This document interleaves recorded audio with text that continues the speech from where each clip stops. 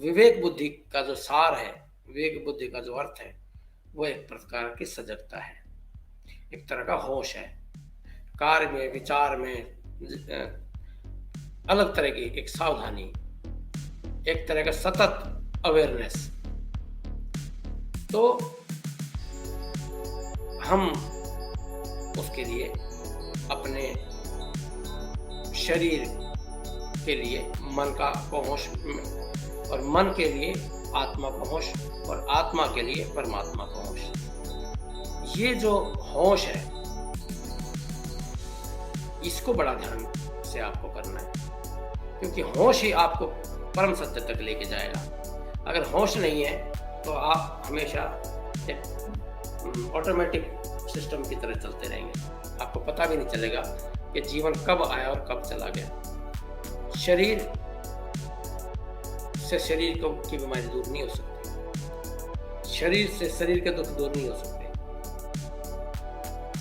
शरीर ठीक है, अपनी जगह है, मन अपनी जगह है, बुद्धि अपनी जगह है, चेतना अपनी जगह है, और परमात्मा अपनी जगह है, लेकिन सब एक दूसरे को संभाल लेते हैं। ऊपर की चीज नीचे की चीज को संभाल लेती है। तो होशपूर्वक अगर हम सांस ले सकें, होशपूर्वक अगर हम काम कर सके, होशपूर्वक हम चल सके, होशपूर्वक खाना खा सके, तो सब ठीक हो जाता है। इतनी सरल सी बात है और चीजें बिल्कुल ठीक हो जाती हैं। दूर से देखने में बड़ी कठिन है, जटिल है, ऊपर से सरल दिखती है, लेकिन सरल ही है। अगर समझे तो बहुत सरल है, क्योंकि कभी कोई चीज इतनी कठिन नहीं होती जितनी दिखाई देती है। अगर कोई आदमी साधना करने लगता है, शुरू में एक सिस्टम बनाने में देर लगती है, एक बार सिस्टम बन जाता है तो फिर दिक्कत नहीं आती। तो धर्म जो है वो एक ही बात कहता है कि मूर्छा को तोड़ो किसी भी तरह से। अगर आदमी मूर्छा को तोड़ सके तो वो हर बीमारी को हटा सकता है, हर जगह होशपूर्वक अगर वो काम कर सकता है तो हर बीमारी उसकी दूर रहेगी। काम ना तो कोई अच्छा होता, ना कोई बुरा होता है, ना कोई पुण्य होता, ना कोई पाप होता है। इस बात पर निर्भर होता है कि करते समय अवस्था क्या है, सजगता है या मूढ़ता है। अगर मूढ़ता में किया काम तो समझो किया आपने पाप किया, सजगता में किया तो पुण्य किया। क्या किया इसका कोई मूल्य नहीं। तो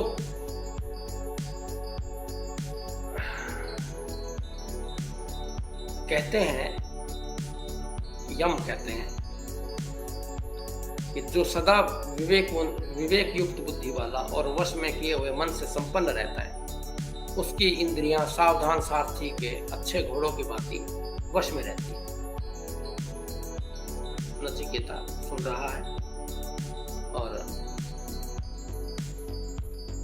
यमराज कह रहे हैं। आमतौर पर हम शुरू करते हैं घोड़ों को वश में करना, इंद्रियों के साथ लड़ना शुरू कर देते हैं। हम सोचते हैं कि एक इंद्रिय पर कब्जा करके जीत लें, कोई जीतता नहीं है, सिर्फ पागल हो जाता है। चीजें इतनी विकृत और खराब हो जाती हैं कि जीवन में कोई अर्थ ही नहीं रह जाता है, जीवन आत्महत्या जैसा दिखाई देगा। अनेक बुद्धिमान लोग जो इंद्रियों से लड़ते रहते हैं, कोई भोजन से लड़ रहा है, कोई वासना से लड़ रहा है, कोई कामना से लड़ रहा है, कोई किसी चीज से लड़ रहा है। तो इंद्रियों से लड़ना ऐसा ही है जैसे कोई अपने नौकरों से लड़ने लगे। नौकरों को आज्ञा देने की जरूरत होती है, लड़ने की जरूरत नहीं होती नौकरों से। लड़ने का मतलब ये है कि नौकर को, जो नौकर है उसको तुमने अपने से ऊपर मान लिया या अपने बराबर मान लिया, यही गड़बड़ हो जाती है। जिस नौकर को आपने अपने बराबर मान लिया वो नौकर कभी आपको मालिक नहीं मानेगा। नौकर आपसे जीत जाएगा, एक बार नौकर को पता चल जाए कि मालिक जो है वो बराबर का मानता है, या मालिक जो है बराबर इस बात को समझता है, हर बात को मेरी को मानता है, तो फिर मामला ठीक नहीं रहता। मालिक और नौकर के बीच में एक संबंध होना चाहिए जो वास्तव में नौकर और मालिक का है। अगर आपने नौकर को सिर पे चढ़ा लिया तो वो फिर आपका काम नहीं करेगा वो। तो ये जो मन है ये हमारा नौकर है, जन्मों जन्मों से हमने इसको मालिक बना दिया, यही बीमारी है। तो लड़ने योग्य नहीं है इंद्रियां और मन, लड़कर ही आदमी भूल कर देता है। अगर इंद्रियों से लड़कर अगर आदमी हार गया तो जो कि पक्का है 100%, क्योंकि जिसने अपनी मालकियत का अनुभव नहीं है वो हारेगा ही। लड़ने जा रहा है और भूल हो गई, इंद्रियों से हार गए तो सदा सदा के लिए हताश निराश हो जाओगे, बड़ा मामला खराब हो जाएगा। इसलिए इंद्रियों से लड़ना है तो बड़ा सोचना समझना पड़ेगा। अगर आप हार गए तो ये शुरू हो गया मामला खराब। मालिक हो आप, मालिक की तरह बात करो। नौकर है तो नौकर की तरह बात करो। आप मालिक की तरह बात करोगे तो नौकर अपने आप सीधा हो जाएगा। लेकिन अगर आप नौकर के साथ उसके बराबर हो जाओगे तो आपकी वैल्यू खत्म हो जाएगी और जिंदगी में सदा के लिए अहंकार रह जाएगा। हमने भरोसा खो दिया है, हमने जागना नहीं सीखा, हमने केवल झंझट सीख लिए। हमने जन्मों जन्मों से मन को, शरीर को, चेतना को जानने की बजाय उससे ऊपर ऊपर लड़ना सीख लिया। बस हमें पता ही नहीं चला कि हमारे भीतर परमात्मा है। तो फिर क्या होगा? जिसको पता ही नहीं है कि उसके भीतर परमात्मा है, उसका तो बेड़ा गर्क होना ही है। बहुत सारे लोग, कोई सिगरेट से लड़ रहा है, कोई बीड़ी से लड़ रहा है, कोई कैसे लड़ रहा है।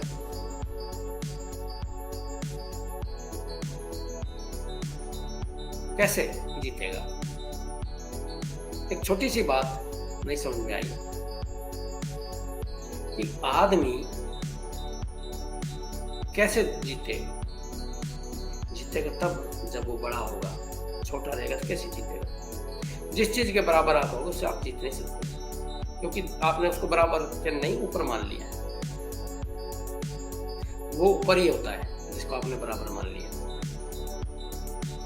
एक वो थी ना कहानी, एक कथा थी कि उसमें एक टीचर ने एक लकीर खींच दी ब्लैक बोर्ड पे और कहा कि इसको बिना छुए छोटा करना है। सारे बच्चे कहने लगे तो बिना छुए तो छोटी नहीं हो सकती है।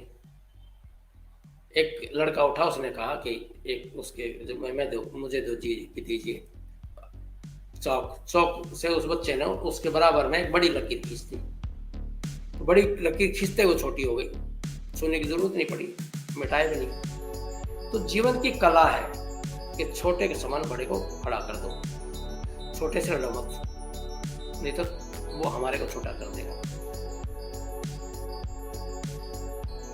मित्र तो कोई भी बना लो, लेकिन शत्रु, दुश्मन बहुत सोच समझ के बनाना पड़ता है, क्योंकि छोटा दुश्मन जिसने चुन लिया वो आदमी भी छोटा हो जाएगा।